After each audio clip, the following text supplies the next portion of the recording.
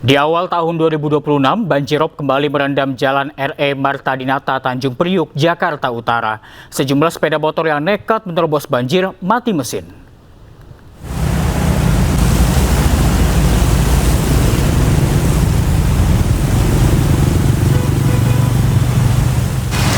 Laut atau banjirop merendam Jalan RE Marta Dinata, Tanjung Priuk, Jumat pagi. Ketinggian banjirop mulai dari 20 hingga 40 cm. Akibatnya arus lalu lintas tersendat. Bahkan sejumlah pengendara motor yang nekat menerobos banjir mengalami mati mesin. Para pengguna jalan berharap ada solusi untuk mengatasi banjirop yang sering terjadi di RE Marta Dinata karena jalur ini merupakan jalan utama dari Tanjung Priuk menuju Penjaringan.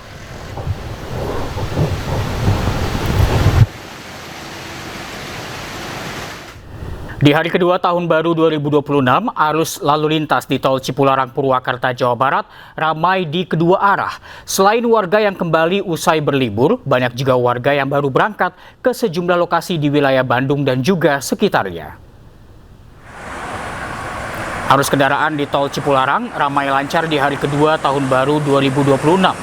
Kendaraan didominasi mobil pribadi dari arah Jakarta menuju ke wilayah Bandung dan juga sekitarnya. Selain ke arah Bandung, arus kendaraan yang kembali ke Jakarta juga sudah mulai ada peningkatan.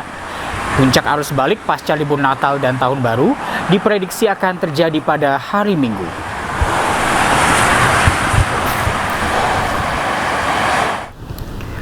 Arus balik libur Natal dan Tahun Baru 2026 di Terminal Bus Kampung Rambutan, Jakarta Timur masih terlihat sepi.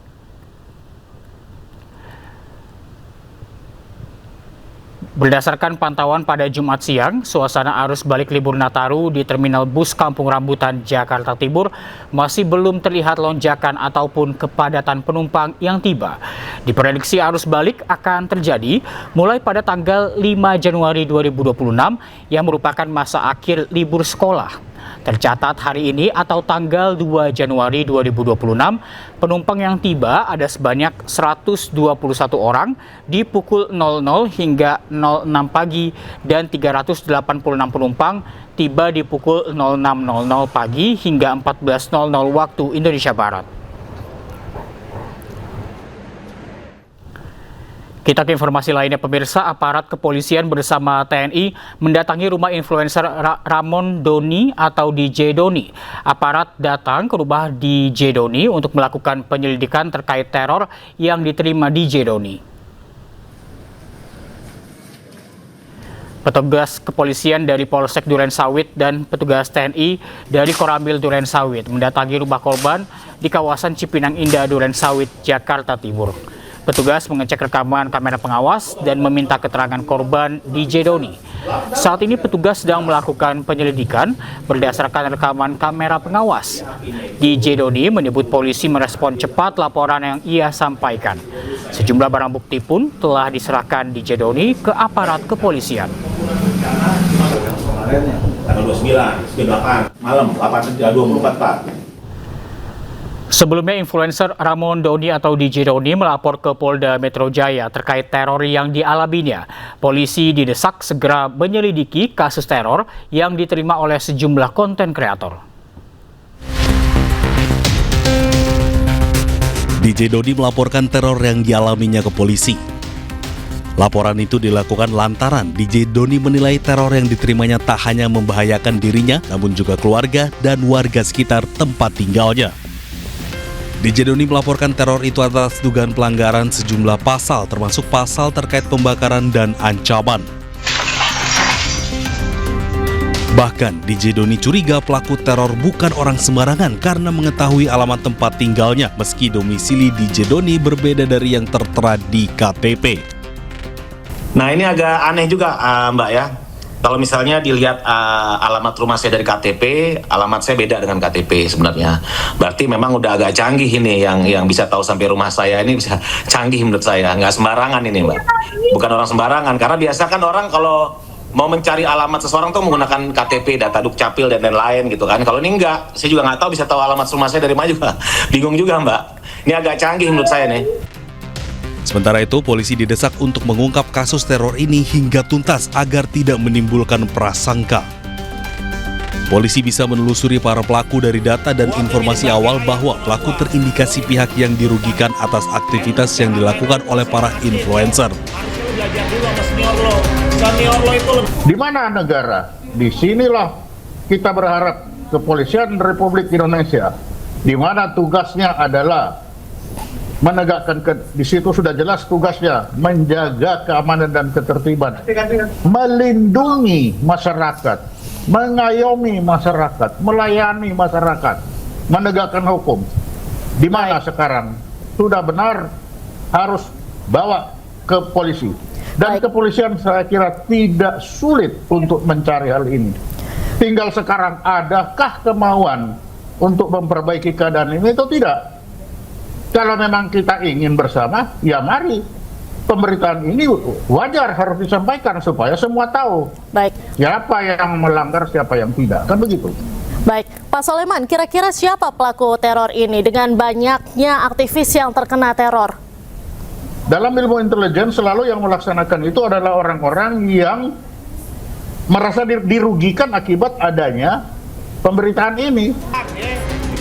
Teror yang diterima oleh DJ Doni diduga karena ia kerap bersuara terkait penanganan bencana banjir Sumatera dan mengkritik pengelolaan lingkungan. Tim Liputan iNews melaporkan. Diduga sering mengkritisi penanganan bencana Sumatera, influencer aktivis Shirley Anavita mendapat ancaman teror. Teror diterima berupa lemparan telur hingga ancaman melalui pesan tertulis. Aksi teror terhadap Shirley Anavita terekam kamera pengawas.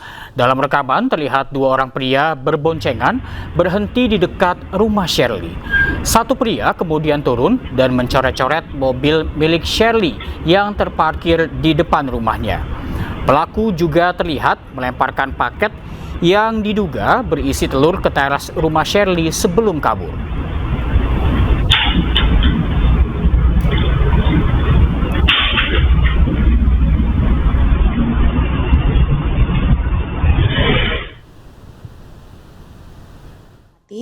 Ini di depan ada satu kantong telur yang sudah dilemparkan dan ini pecahannya teman-teman bisa lihat sampai ke sana, di sana.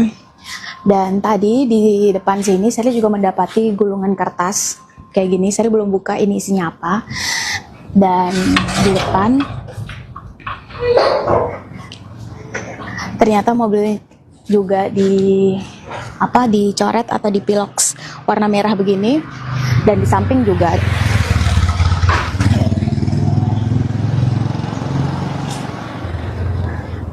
nah kita coba lihat ini suratnya isinya apa. Kita coba buka ya.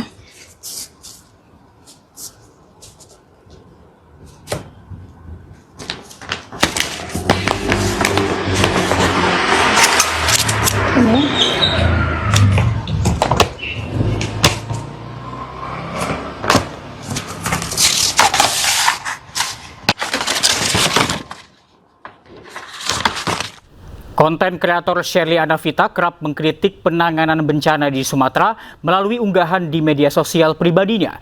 Dirinya juga pernah berdebat dengan tenaga ahli utama KSP, Sadam Al-Jihad, terkait bantuan dari luar negeri untuk mempercepat pemulihan bencana di Sumatera. Shirley baru keluar dari tempat tinggal dan Shirley mendapati ini di depan ada satu kantong telur yang sudah dilemparkan dan ini pecahannya teman-teman bisa lihat sampai ke sana. Konten kreator dan influencer Shirley Anavita menjadi perbincangan publik usai mendapat teror dari orang tidak dikenal di kediamannya di wilayah Jakarta. Sebelum teror terjadi, Shirley kerap menyampaikan kritik terhadap penanganan bencana di Sumatera Utara, Sumatera Barat, dan Aceh.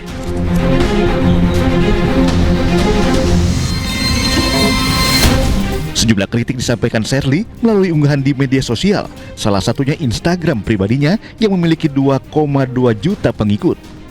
Ia juga merupakan sosok yang vokal menyuarakan agar pemerintah membuka bantuan dari luar negeri untuk mempercepat pemulihan bencana di Sumatera.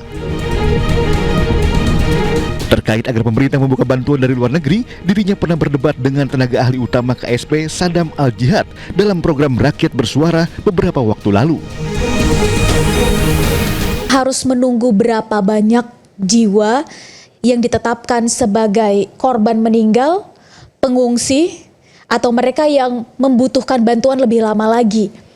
Dan atas dasar itu akhirnya tidak ada salahnya membuka bantuan untuk donasi asing. Itu nggak akan membuat pemerintah dalam hal ini Pak Presiden menjadi rendah harga dirinya, pride-nya jadi turun sebagaimana statement kemarin. Sama sekali enggak, apalagi dalam kondisi bencana seperti ini. Karena logikanya kalau donasi asing dalam kondisi bencana kita tolak, tapi utang asing yang berbunga kita terima, maka pertanyaannya di mana logika publik hari ini harus kita tempatkan?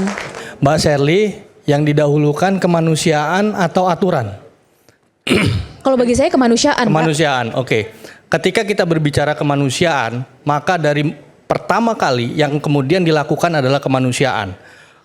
Berbagai macam sumber daya yang kemudian diserahkan, diberikan oleh negara, itu adalah kemanusiaan. Kalau kita berbicara aturan, maka ini ada tahapan-tahapannya ketika tadi meminta bantuan asing. Artinya itu kita akan, ini posisi force majeure, makanya pemerintah harus hadir dengan cepat karena itulah kemanusiaan. Yang kedua, ketika kita berbicara soal bantuan asing, ketika Aceh, di tsunami Aceh itu total bantuan asing state to state itu 42,9 triliun. 2004 ya waktu itu? 2004. Dengan status bencana nasional. Ada 5 negara dan dari satu United Nation. Okay. Nah, kemudian ketika hari ini dukungan dari Pak Presiden, dari pemerintah, dari Menteri Keuangan itu sebesar 60 triliun dengan pemangkasan dana-dana atau efisiensi kementerian lembaga yang menggunakan rapat-rapat yang tidak penting. Tidak hanya mengkritik dan vokal menyuarakan penanganan bencana, Sherly juga turun langsung ke lokasi bencana untuk memberikan bantuan kepada korban.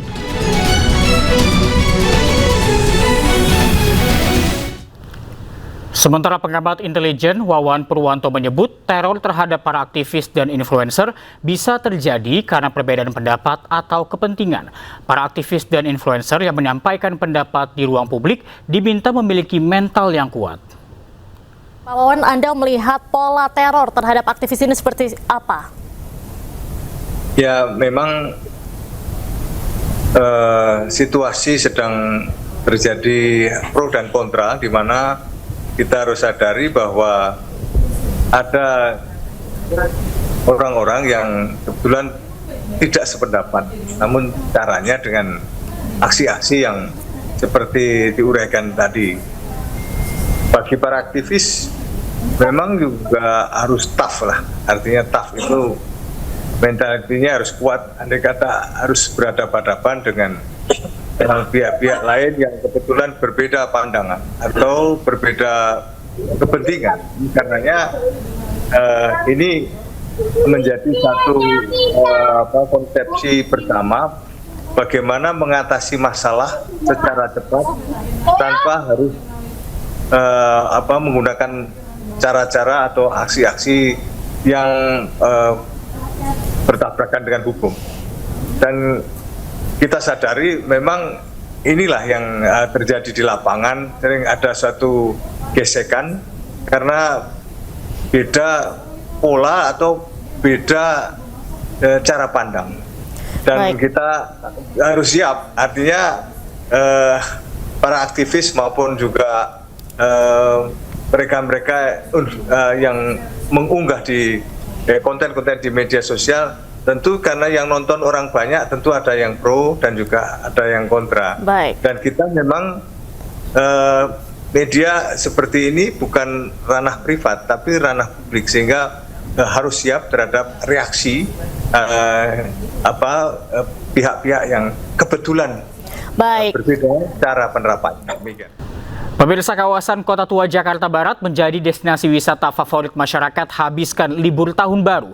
Hari pertama libur tahun baru diperkirakan total 30.000 pengunjung datang ke Kota Tua.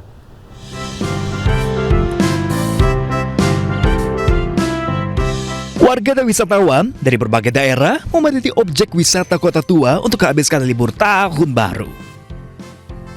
Pengunjung berlibur bersama keluarga dan sanak saudara menikmati sejumlah fasilitas di Kota Tua, mulai dari menaiki sepeda hias sambil berkeliling Kota Tua, berfoto, hingga berkunjung ke museum. Selain murah, pengunjung memilih berlibur ke Kota Tua karena bisa jadi wisata edukasi sejarah bagi anak-anak. Kalau saya dari Bekasi, tapi kebetulan ini ngajak keponakan saya dari Jambi. Dia kebetulan lagi liburan di sini. Kepengen banget ngunjungin museum wayang sama lighting art. Jadi saya pikir nggak usah kemana-mana, cukup satu tempat, tapi beberapa destinasi kita capai. Diprediksi selama musim libur, setiap hari ada 30.000 pengunjung datang berkunjung ke Kota Tua. Para pengunjung diimbau untuk menjaga barang bawaan serta mengawasi anak-anak. Dari Jakarta, Steven Patinama, Dede Rudi, iNews melaporkan. Pemirsa, kawasan dunia fantasi Ancol ramai wisatawan dari berbagai daerah. Para wisatawan mengajak warga untuk menjajal beragam wahana menarik dan seru.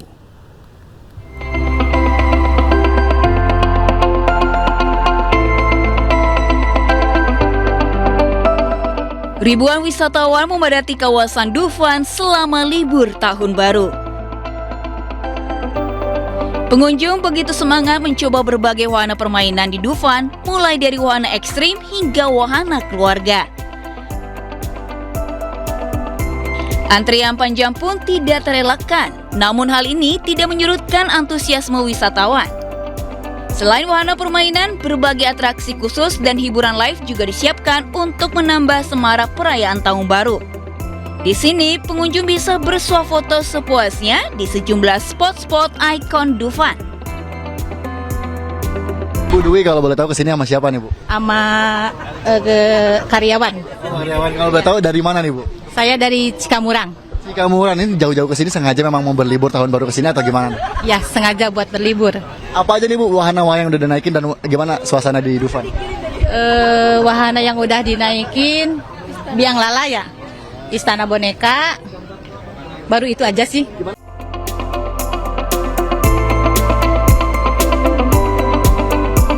Lonjakan pengunjung Dufan diprediksi akan berlangsung hingga akhir masa libur Nataru.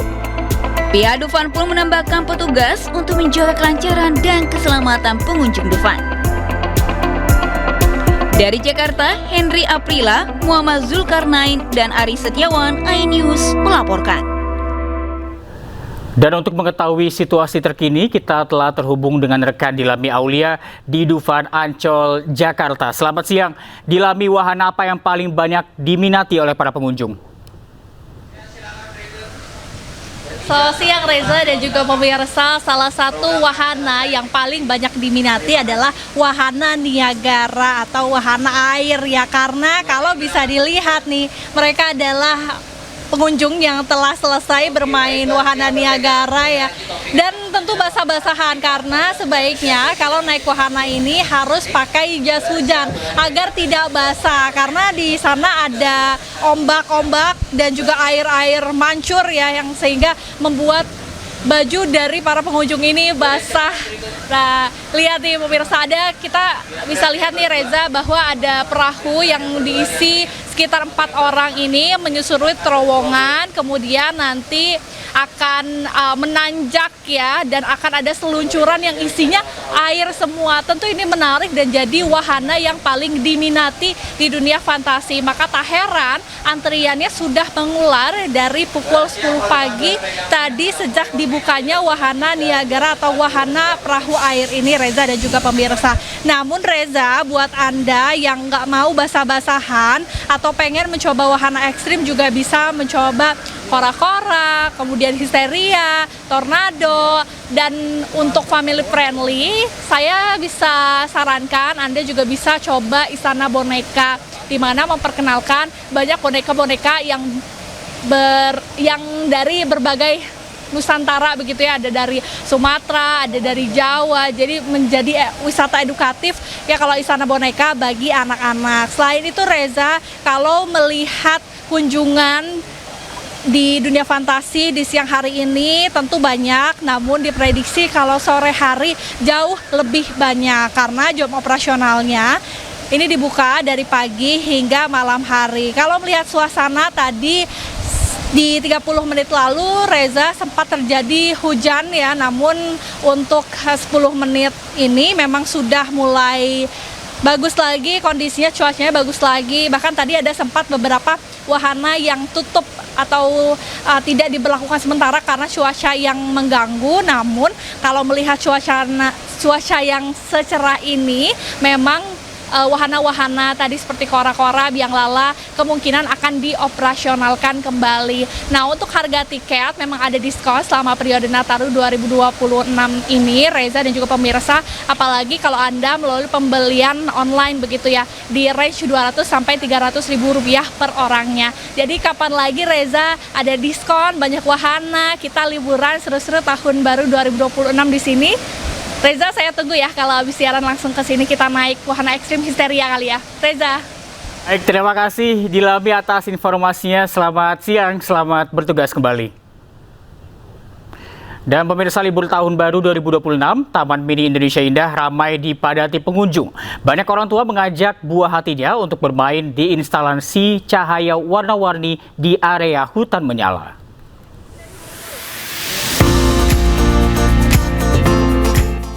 Selain anjungan Nusantara daerah, sejumlah kegiatan menarik hadir di Taman Mini Indonesia Indah dalam menyambut tahun baru.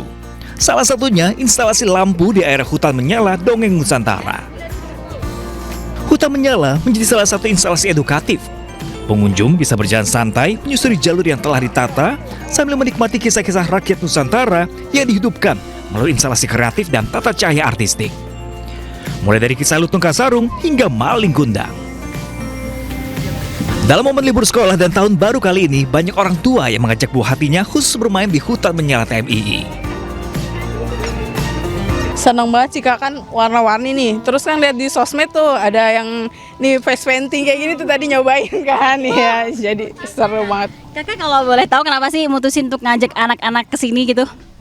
Ya karena ini kan emang temanya buat anak-anak banget nih ya, Nusantara. Terus tadi sama yang lampu di sana, ya itu sih yang cocok buat anak-anak sih. Aktivitas pendukung juga hadir seperti free face painting serta melihat karya glow in the dark yang menambah keseruan suasana wisata malam. Dari Jakarta, Amrita Rida, Adi Supriyatna, iNews melaporkan. Berlibur sambil belajar, wisata wahana edukasi Taman Pintar masih dipadati pengunjung. Putih telur, kemudian bisa... Lokasi Taman Pintar Yogyakarta tak jauh dari kawasan titik 0 km kota, diisi dengan berbagai wahana permainan dan alat peraga sains. Wisata ini pun menjadi favorit bagi keluarga, karena selain bermain, anak-anak pun dapat melihat dan mencoba langsung berbagai media belajar. Pengelola mencatat jumlah kunjungan meningkat tajam hingga mencapai 5.000 kunjungan per hari. Meski kondisi cukup padat, para wisatawan mengaku tetap antusias menikmati momen liburan mereka.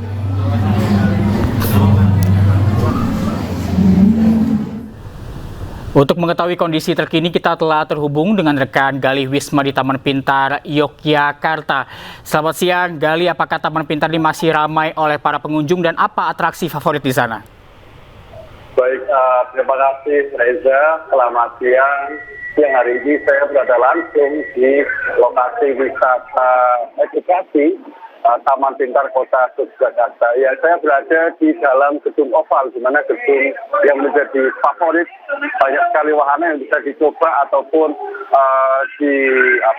dinikmati oleh pengunjung, yang juga di Taman Pintar ini menjadi favorit bagi wisatawan ataupun orang yang berlibur bersama keluarga, juga mengajak anak-anaknya. Dan memang di gedung oval di mana saya melaporkan ini menjadi lokasi favorit, di mana di dalamnya banyak sekali wahana, alat bermain, juga alat peraga yang bisa dicoba oleh anak-anak. Dan di gedung oval ini biasanya ketika masuk akan disuguhkan langsung oleh akuarium besar yang di dalamnya banyak sekali ikan. Kemudian juga masuk lagi ada sebuah zona reptil di mana di situ ada 2-3 peraga dinosaurus yang besar sekali dan juga bisa bergerak dan bisa dilihat langsung oleh anak-anaknya. Dan di saya saat ini berada di zona listrik, di mana banyak sekali alat peraga yang bisa digunakan anak-anak. Saya akan coba secara langsung terkait di zona listrik ini. Saya berada di depan, ini adalah zona generator pedal, di mana anak-anak ini bisa mengenjot pedal dan nanti ketika sebuah energi listriknya besar akan menghidupkan nyala lampu yang ada di depan kamera ini. Kemudian ada juga di sisi sebelah sana itu ya ini bisa saya sampaikan banyak sekali ya orang tua mengajak anak-anaknya untuk bermain juga sambil belajar. Nah ini adalah zona Pandeglang. Reza, juga pemirsa ini juga menjadi favorit. Ketika anak masuk di zona ini memegang buah bola itu, kemudian akan menunjukkan sebuah energi listrik yang nantinya akan menggerakkan sebuah rambutnya itu bisa begini seperti itu Reza ataupun pemirsa. Ini juga menjadi favorit dan menarik sekali bagi para wisatawan dan akan saya ceritakan atau sampaikan untuk jam masuknya ini dibuka mulai pukul 8:30 hingga pukul 5:30 Reza, dan harga tiketnya cukup terjangkau dari harga anak-anak itu sekitar 15.000, kemudian untuk dewasa adalah 24.000 Reza, seperti itu.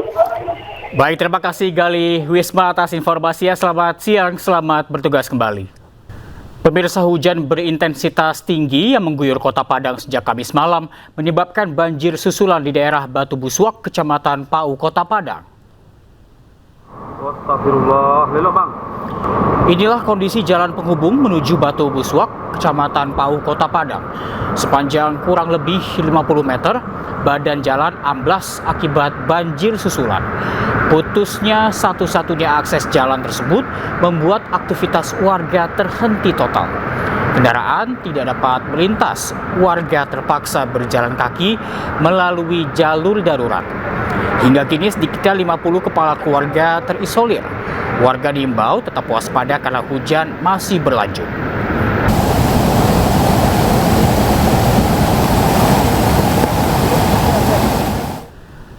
Kabupaten Gaya Luwes kembali diterjang banjir bandang. Banjir tersebut disebabkan hujan deras sejak 1 hari terakhir. Banjir bandang susulan yang terjadi di Kabupaten Gaya Luwes, Aceh menyebabkan jalan tergenang. Kendaraan yang melintas harus hati-hati karena arus yang deras. Banjir juga merusak perkebunan dan persawahan sehingga warga belum dapat menggarap lahannya yang masih tertimbun lumpur dan juga kayu. Warga berharap pemerintah dapat segera memulihkan dampak bencana ini dengan menormalisasikan aliran sungai agar aktivitas warga dapat kembali berjalan normal.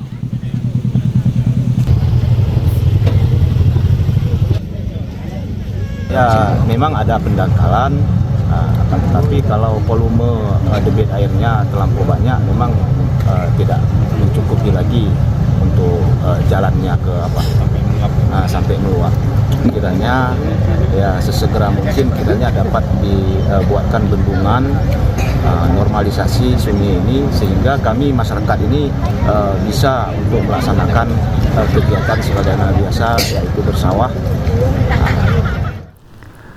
Banjir susulan di Gaya Luwes, Aceh menyebabkan jembatan penghubung antar desa ambruk. Selain itu, mobil dinas camat yang berada di atas jembatan ikut hanyut terseret arus.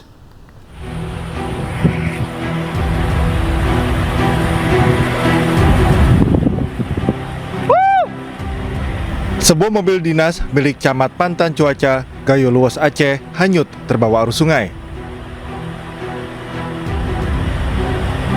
Peristiwa ini terjadi pada Kamis sore pukul 16.30 waktu Indonesia Barat di Desa Seneren, Kecamatan Pantan Cuaca, tepatnya di jembatan penghubung Desa Seneren dan Desa Kurnia. Mobil dinas ini diketahui terjebak di atas jembatan sejak banjir bandang dan tanah longsor pertama melanda wilayah Gaya Luwes, Aceh pada 26 November 2025 lalu. Derasnya arus air susulan akibat hujan deras menyebabkan struktur jembatan tidak mampu menahan arus hingga akhirnya ambruk dan menyeret mobil ke dalam sungai. Warga yang berada di lokasi kejadian sempat berupaya melakukan penyelamatan agar tidak terseret lebih jauh oleh derasnya arus sungai. Hingga saat ini mobil masih berada di aliran sungai dengan kondisi terendam. Dari Kabupaten Gaya Luwes, Aceh, Dosaino Ariga, iNews melaporkan. Warga di Desa Balingkarang, Kecamatan Sekerak, Kabupaten Aceh Tamiang masih terisolir pasca bencana banjir bandang dan tanah longsor. Sementara untuk akses transportasi, warga terpaksa menggunakan perahu kecil menerjang arus sungai.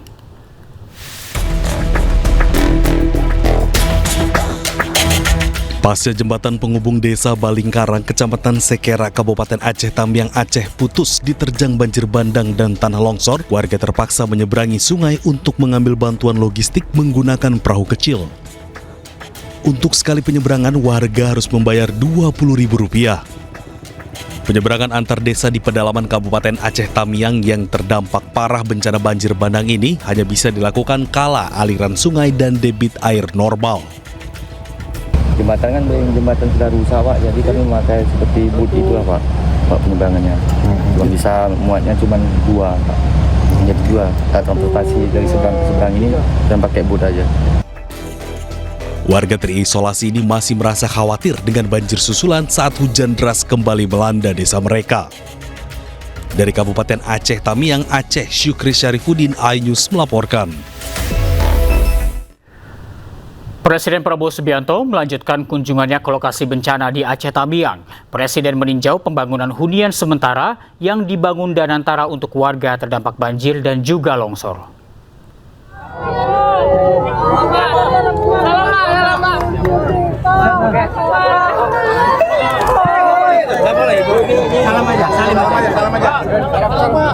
Presiden Prabowo Subianto meninjau struktur dan fasilitas hunian yang dibangun BPI Danantara bernama Rumah Hunian Danantara di Kebun Tanjung Semantoh, Karangbaru, Aceh Tamiang, Aceh, Kamis pagi.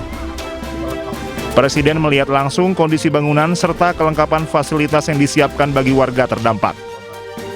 Hunian ini dilengkapi berbagai fasilitas pendukung antara lain toilet, kamar mandi, dapur umum, musola, serta taman bermain. Hunian ini juga dilengkapi fasilitas tempat tidur, kipas angin, serta akses wifi gratis untuk menunjang kebutuhan dasar para penghuni.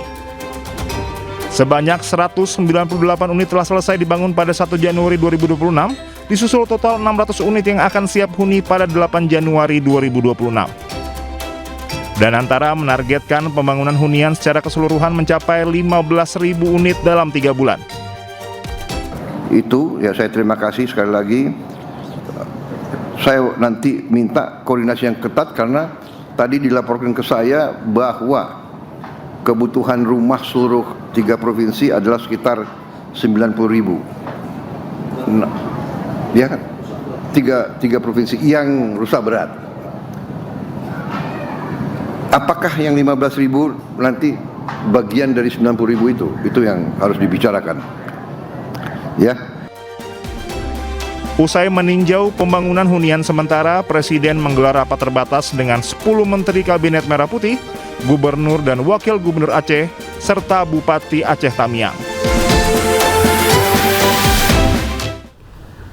Presiden Prabowo menyampaikan permohonan maaf karena belum bisa mengunjungi semua lokasi bencana. Prabowo mengungkapkan dirinya kerap mendapat keluhan dari para bupati yang daerahnya terdampak bencana. Lihat dari Mendagri, dari Gubernur, bahwa banyak kabupaten lain bertanya kok Presiden belum sampai. Ya.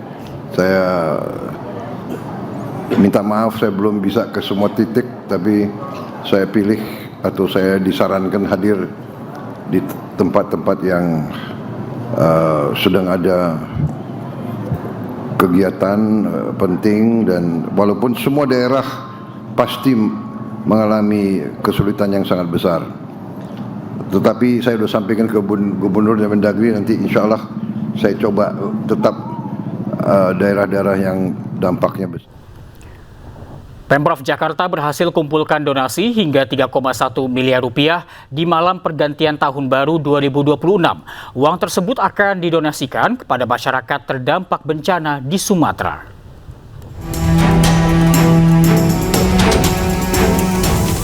Peringatan malam tahun baru di Jakarta digelar tanpa kembang api. Acara diisi dengan penggalangan donasi serta doa bersama sebagai wujud empati terhadap bencana yang terjadi di Sumatera dan sejumlah wilayah lain di Indonesia. Pemerintah Provinsi DKI Jakarta telah menghimpun 3,1 miliar dalam rangkaian perayaan malam tahun baru 2026. Uang tersebut akan didonasikan kepada masyarakat terdampak bencana di Sumatera. Saat ini barusan saya mendapatkan report, jadi jam 22.40 terkumpul angka 2.513.679.558. Ini adalah sepenuhnya partisipasi masyarakat publik Jakarta dan kami untuk itu mengucapkan terima kasih. Pramono berharap doa serta bantuan moral, spiritual, dan sosial dari warga Jakarta dapat meringankan beban masyarakat di Aceh, Sumatera Utara, Sumatera Barat, serta wilayah terdampak lainnya. Kita beralih ke informasi lain pemirsa, selama ini musik hadir di setiap sudut seperti di kafe, restoran hingga pusat perbelanjaan untuk memeriahkan suasana atau sekedar teman ngopi. Namun kini pemutaran musik resmi dikenai tarif royalti.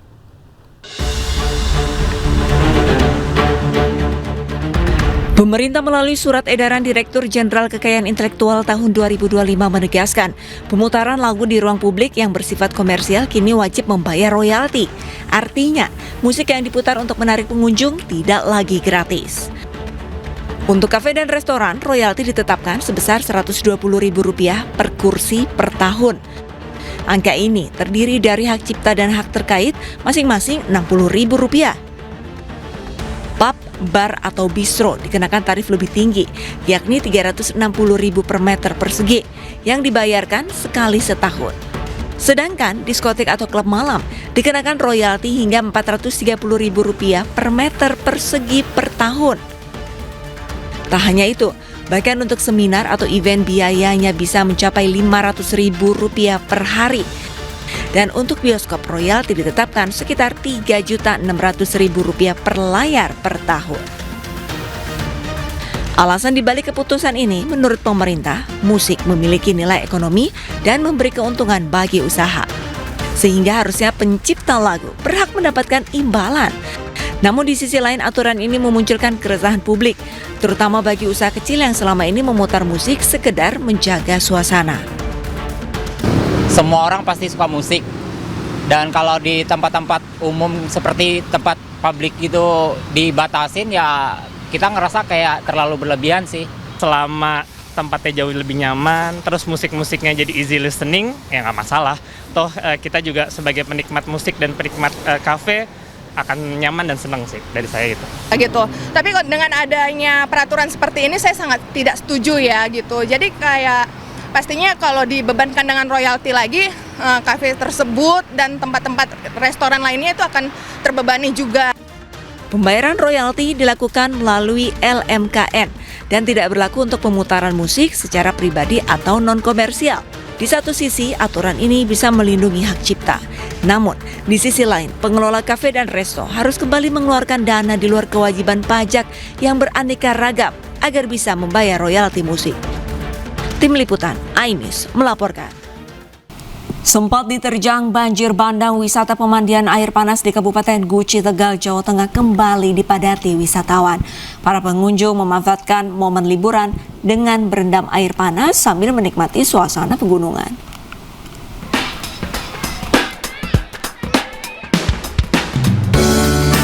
Sempat diterjang banjir bandang, wisata pemandian air panas Guci di Kabupaten Tegal, Jawa Tengah kembali dipadati wisatawan.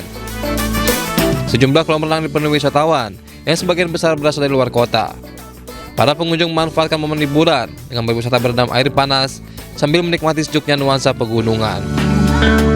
Sebenarnya agak sedikit terpengaruh, tapi setelah kita riset lagi ternyata untuk di yang kemarin itu ternyata lokasinya agak lebih jauh, jadi nggak satu lokasi banget sama yang ini. Ini yang di sini sama di situ agak lebih beda tingkat kepanasannya, yang di sini agak sedikit lebih dingin daripada yang di kolam anak gitu. Sementara itu, pemandian air panas Pancuran 13 yang terdampak langsung banjir bandang kini masih dalam proses pembersihan material batu dan pasir. Dari Tegal, Jawa Tengah, Unibar, iNews melaporkan. Wisatawan dari berbagai wilayah di Pulau Jawa mendatangi Pantai Carita, Pandeglang, Banten. Pengelola pun menyediakan kolam renang untuk anak-anak yang takut berenang di laut.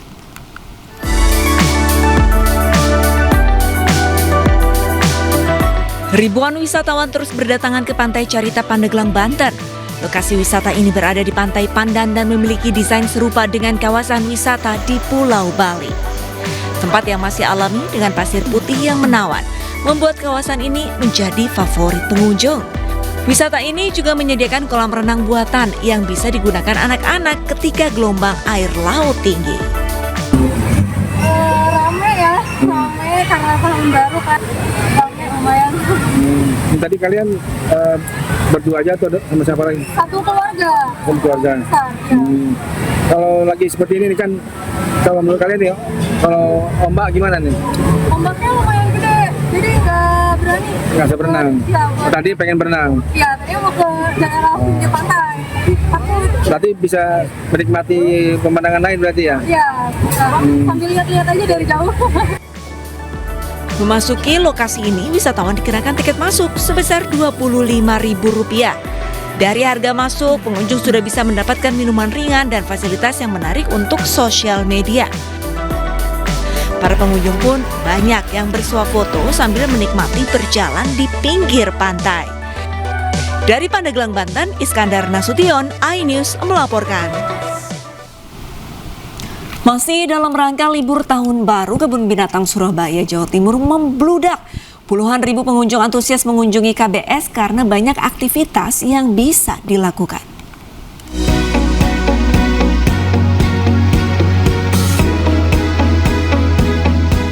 Mengisi libur tahun baru 2026, sebanyak 50.000 wisatawan mendatangi Kebun Binatang Surabaya, Jawa Timur.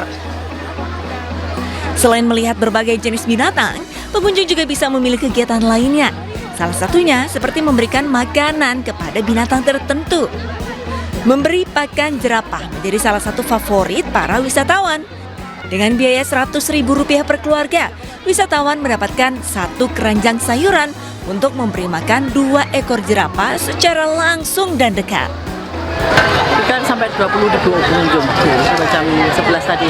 Kami berharap bisa mencapai target ya hari ini untuk jumlah pengunjungnya. Untuk hari ini kita targetnya minimal harus 50.000 pengunjung. Setiap tahun baru tanggal 1 Januari adalah puncak dari pengunjung. Selain jerapah, gajah, terus kemudian rusa, ada lagi yang baru yaitu feeding singa. Feeding singa kita persembahkan pada para pengunjung yang terbaru untuk menggugah adrenalin kita. Selain wisata satwa, di Kebun Binatang Surabaya juga terdapat lorong bawah tanah. Berhias video mapping tentang satwa, lokasi ini menjadi tempat swafoto wisatawan.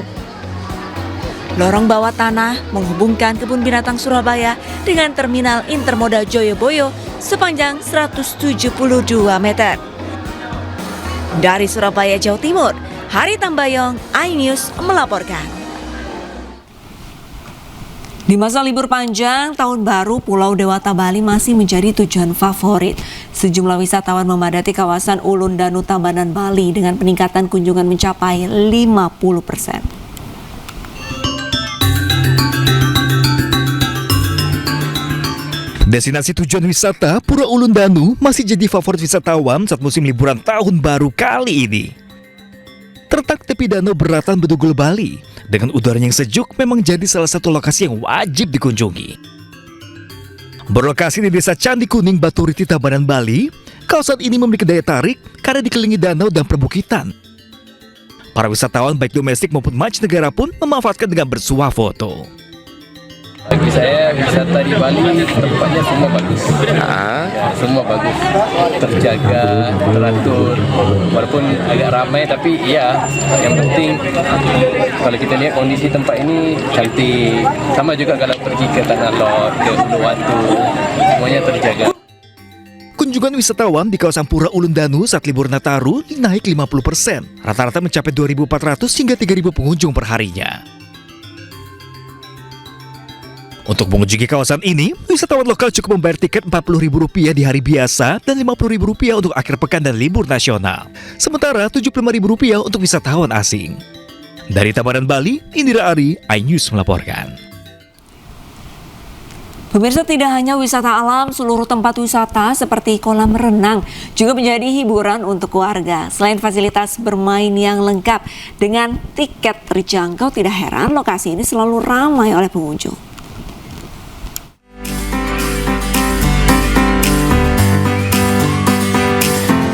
Salah satu wisata air kolam renang di Desa Sengon Agung, Kecamatan Purwosari, Kabupaten Pasuruan, Jawa Timur, selalu ramai saat liburan tahun baru.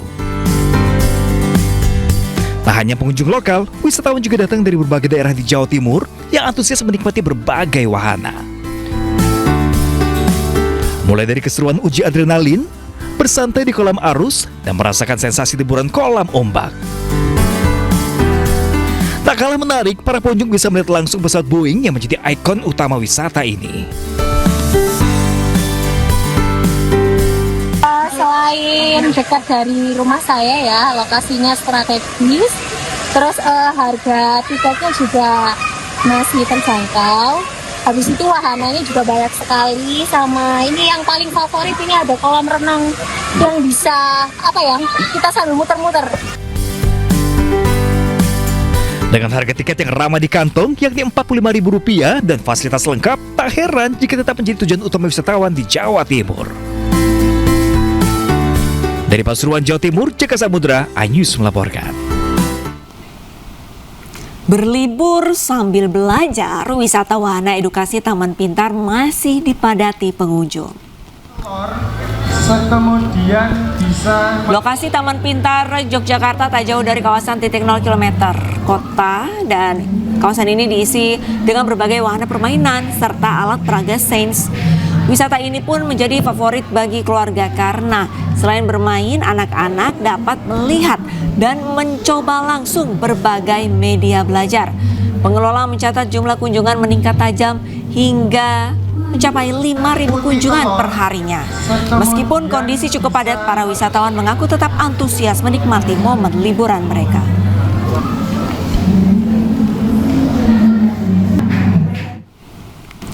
Ada yang berbeda antara kereta api cepat Indonesia dengan kereta api cepat yang ada di Arab Saudi. Kira-kira apa dan bagaimana perbedaan keduanya? Berikut laporan rekan kami Aiman Wicaksono. Saya masuki stasiun kereta cepat di Makkah atau yang disebut dengan Haramain High Speed Railways. Saya akan menunjukkan pada Anda nanti seperti apa suasananya dan bagaimana pula perbedaan dengan Indonesia. Sepintas tak ada yang berbeda dari kereta cepat Indonesia dengan kereta api cepat yang ada di Arab Saudi. Mulai dari lounge tempat kedatangan hingga tempat tunggu kelas bisnis. Untuk harga tiket ke Makkah menuju Madinah yang berjarak 450 km atau setara dengan Jakarta ke Semarang. Kelas ekonomi dijual dengan harga Rp200 atau sekitar Rp900.000 per orang. Sementara untuk kelas bisnis lebih mahal 50%, sekitar Rp1.350.000 per orang. Kereta cepat buatan Spanyol ini memang tidak secepat Wush, hanya bisa melaju maksimal 250 hingga 300 km per jam. Sementara Wush bisa mencapai lebih dari 400 km per jam. Lalu bagaimana pengalaman penumpang yang menaiki kereta cepat Haramain High Speed Railway ini? Keretanya mungkin kita agak lebih baik. Oh, Wush lebih baik? Keretanya, ininya, coachnya. Padahal ini buatan Spanyol. Ya, coachnya lebih baik, dalamnya lebih baik, ya kan. Tapi fasilitas lain mengenai penumpang itu bukan hanya coach, tetapi lihat aja dari mulai welcoming area-nya, ya kan. Begitu memanjakan, begitu menyenangkan, dan tidak asal jadi, tidak asal turun penumpang, naik penumpang, tapi di situ kelihatan hospitality yang dimanjakan oleh negara kepada masyarakat. Dengan menaiki kereta cepat Arab Saudi, penumpang bisa lebih cepat tiba karena stasiunnya berhenti persis di pusat kota Makkah maupun pusat kota Madinah. Dari sisi kenyamanan dan kecepatan, Wush memiliki hasil yang lebih baik. Tapi dari sisi efektivitas, seluruh kereta cepat di Arab Saudi ini berhenti di lokasi pusat kota di mana ia ada. Di Madinah misalnya, ia berhenti di pusat kota Madinah. Dan itu bisa menjadi masukan ketika nanti kereta cepat akan dibangun di kota Surabaya atau kota-kota lain di Indonesia. Aiman Wicaksono dari Madinah, Arab Saudi melaporkan. Pemirsa, dari mancanegara puluhan ribu orang berkumpul di jembatan Galata di Turki. Aksi mereka mengibarkan bendera tersebut untuk menunjukkan dukungannya kepada Palestina.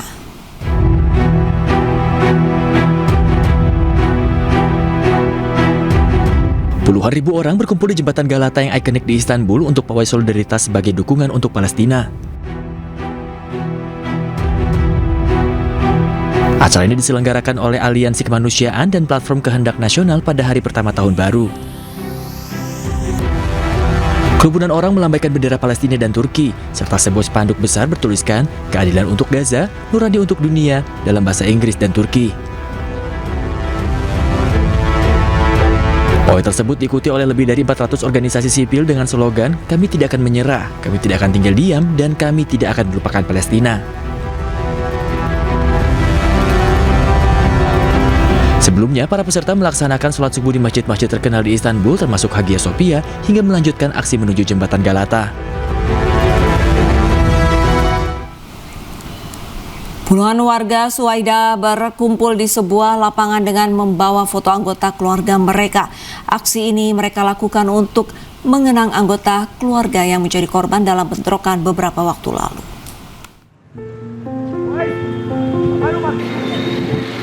Puluhan warga dari Provinsi Suwaida di Suriah Selatan berkumpul pada hari Rabu di lapangan Al-Tursan untuk memperingati peristiwa mematikan beberapa waktu yang lalu. Suasana duka pun menyelimuti lapangan Al-Tursan seiring keluarga korban dan warga setempat membawa foto-foto orang yang tewas dan menyalakan lilin untuk mengenang mereka. Pada bulan Juli terjadi bentrokan antara suku Druze, suku Baduy, dan pasukan pemerintah. Bentrokan menyebabkan hampir 2.000 orang tewas sebelum sejumlah kesepakatan gencatan senjata tercapai. Pemerintah transisi Suriah berjanji untuk menyelidiki dan meminta pertanggungjawaban kepada pihak yang bertanggung jawab. Ahmad Al-Shara diangkat sebagai presiden transisi tahun lalu setelah pengambil alihan kekuasaan di negara itu pada Desember 2024 dan berjanji untuk membentuk pemerintahan inklusif. Namun serangan terhadap kelompok minoritas dilaporkan terjadi termasuk di Suwaida dan terhadap kaum Alawite di wilayah pesisir.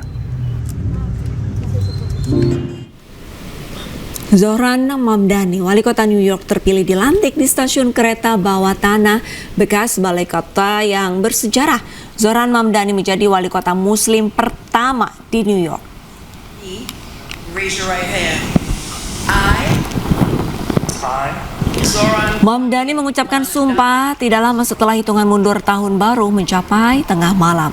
Upacara pengambilan sumpah dipimpin oleh Jaksa Agung New York, Letitia James. Mamdani meletakkan tangannya di atas Al-Quran. Kemudian, ia menandatangani buku registrasi resmi yang diserahkan oleh Panitera Kota New York. Mamdani diketahui sosialis demokrat dan wali kota muslim pertama New York setelah memenangkan lebih dari 50% suara. Dengan berkampanye berisi janji-janji reformasi sosial, salah satunya yaitu perjalanan bus gratis, penitipan anak yang terjangkau, toko kelontong yang dikelola kota, dan wifi universal.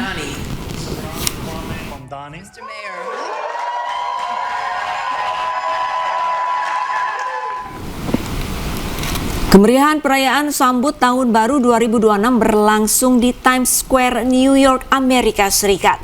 Seremonial menjatuhkan bola kristal disambut gemuruh dan kegembiraan jutaan warga yang hadir di ikon kota New York.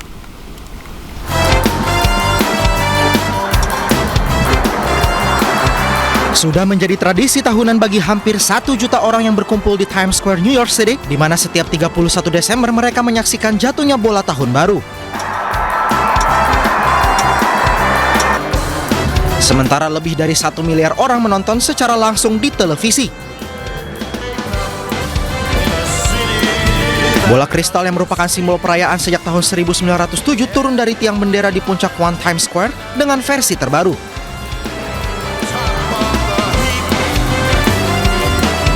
Beberapa penampilan istimewa dari para selebritas seperti Chappell Roan, Charlie Puth, Anderson Cooper, dan Andy Cohen juga ikut melakukan hitung mundur dari Times Square.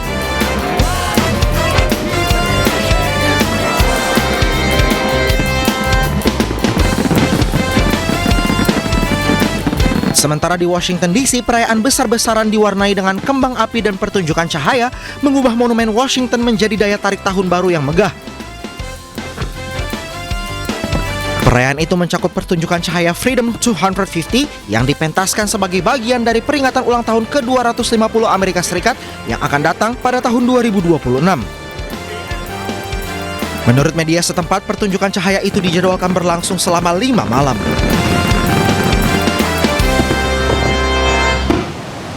Di Australia, perayaan Tahun Baru berlangsung meriah. Pesta kembang api mewarnai tengah malam saat detik-detik pergantian tahun.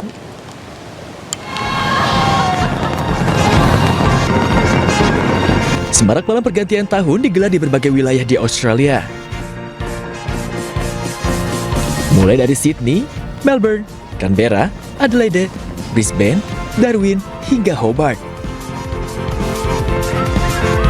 Khusus di Sydney, pesta kembang api di-highlight 2 sesi, yakni pada pukul 9 malam waktu setempat, serta pada pukul 00 seiring detik-detik pergantian tahun. Perayaan malam pergantian tahun juga dipusatkan di Hobart dengan mengusung tema Taste of Summer. Selain beragam kuliner, warga dan wisatawan juga dihibur dengan pagelaran musik serta pesta kembang api selama 8 menit di Sungai Derwent. Namun perayaan Tahun Baru kali ini mendapat pengawalan ketat pihak keamanan. Secara rutin, sekitar 2.500 personel polisi menggelar patroli sejak beberapa hari sebelum perayaan Tahun Baru hingga puncak pergantian tahun. Langkah tersebut ditempuh pasca penembakan massal di Bondi Beach 14 Desember lalu yang menewaskan 15 orang.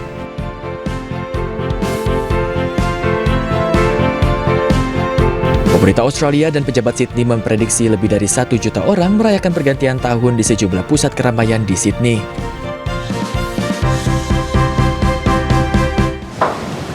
Pemerintah Hong Kong menyambut Tahun Baru 2026 tanpa dihiasi kembang api. Acara pergantian tahun diubah menjadi pertunjukan cahaya dan musik sebagai bentuk penghormatan setelah terjadinya kebakaran dahsyat November lalu.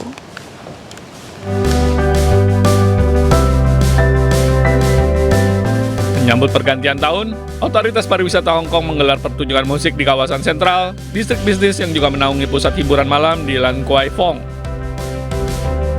Acara tersebut menampilkan duo terkenal internasional, Air Supply bersama sejumlah penyanyi lokal lainnya.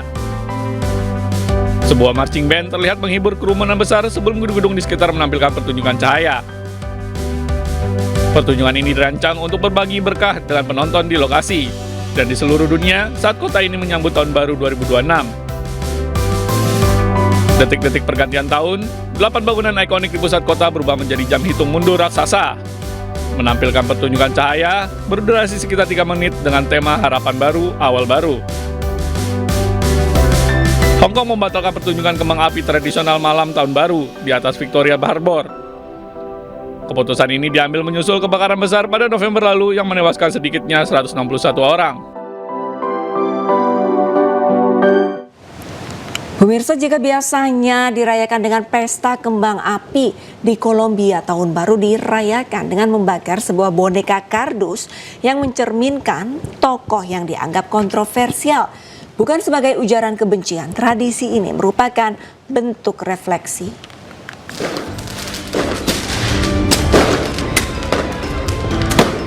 Kolombia menutup tahun 2025 dengan tradisi pembakaran tahun-tahun lama. Tradisi ini populer dengan membakar boneka kardus yang mewakili peristiwa dan tokoh yang dianggap kontroversial atau kacau dalam beberapa bulan terakhir, menggabungkan kreativitas dan satire. Pada malam 31 Desember, warga Cali di Kolombia meluncurkan kembang api dan membakar boneka-boneka diiringi musik dan sorak-sorai di jalanan.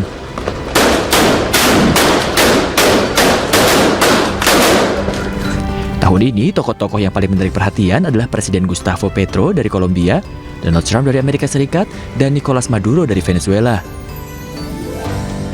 Selain tokoh politik, juga terdapat representasi masalah sosial seperti krisis ekonomi dan situasi sehari-hari yang menandai suatu kota atau negara dalam banyak kasus. Manekin tersebut menyertakan pesan yang ditulis baik berupa ucapan selamat tahun baru maupun kritik yang diungkapkan dengan nada ironis. Tradisi ini bukan bertujuan untuk menyebarkan kebencian, melainkan berfungsi sebagai bentuk simbolis refleksi atas tahun yang akan berakhir. Tradisi ini merupakan bagian dari warisan budaya dan populer yang dirayakan di berbagai wilayah Amerika Latin seperti Kolombia, Ekuador, dan bahkan Argentina yang terkait dengan ritual pencucian, kritik sosial, dan pembaruan energi. Pemirsa, lain lagi tradisi Tahun Baru di Buenos Aires, di mana warga membuat patung karakter untuk dibakar. Tradisi setiap Tahun Baru ini nantinya akan memperebutkan hadiah bagi desain terbaik.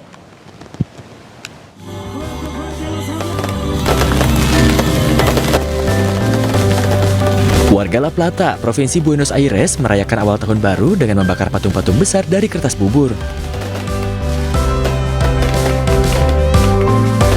Patung-patung dibentuk menyerupai tokoh film dan animasi yang terkenal termasuk Avatar atau Lilo and Stitch. Warga setempat memulai tahun baru dengan membuat beberapa boneka yang disebut Momo, sesuai tradisi mereka dan membakarnya. Puluhan Momo ini dibakar dalam acara yang berlangsung setiap tahun pada jam terakhir tahun. Nantinya para pembuat Momo ini memperebutkan hadiah dari pemerintah kota bagi gelar desain terbaik.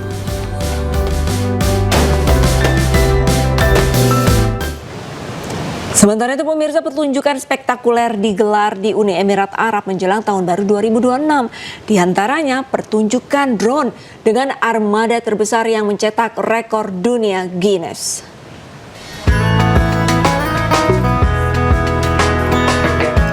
Festival Sheikh Zayed di kawasan Al-Watba Abu Dhabi menandai tahun baru dengan perayaan besar-besaran. Pertunjukan cahaya, kembang api, dan drone yang spektakuler menarik banyak pengunjung.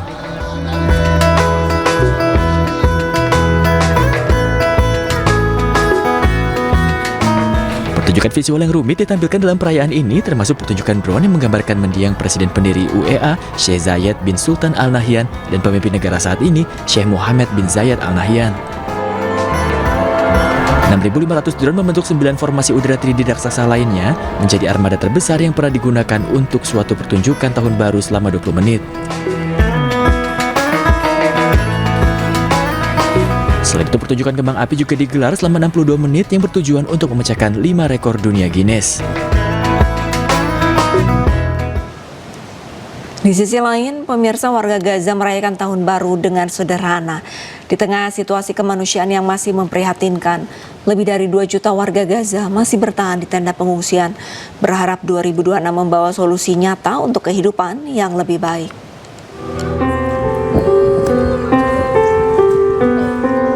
Warga Gaza berbagi harapan mereka untuk tahun baru di tengah situasi kemanusiaan yang mengerikan, musim dingin yang brutal, serta banjir yang masih meluas. Meski gencatan senjata sudah berlangsung hampir 3 bulan, lebih dari 2 juta warga Gaza masih bertahan di pengungsian di tengah banjir dan badai musim dingin yang melanda. Tercatat 17 orang termasuk 4 anak meninggal dunia, sementara sekitar 90% tempat penampungan pengungsi terendam banjir sejak badai Desember melanda Gaza. Warga Gaza pun berharap dapat melihat terobosan nyata dalam memperbaiki kondisi kehidupan masyarakat. أتمنى لغزة انفراجة أكبر على المستوى الإنساني وعلى المستوى السياسي وعلى المستوى المعيشي للناس. الناس اليوم في الشتاء الأوضاع كثير مأساوية، الخيام كلها غرقت مع رأس السنة، وإحنا يعني بنتمنى إنه يكون في انفراج على المستوى الإنساني وعلى المستوى الإغاثي، إنه تخفف عن الناس وطأة الوضع اللي هم فيه. Sejak awal konflik pada tahun 2023, setidaknya 71.266 warga Palestina tewas dan lebih dari 171.000 lainnya terluka.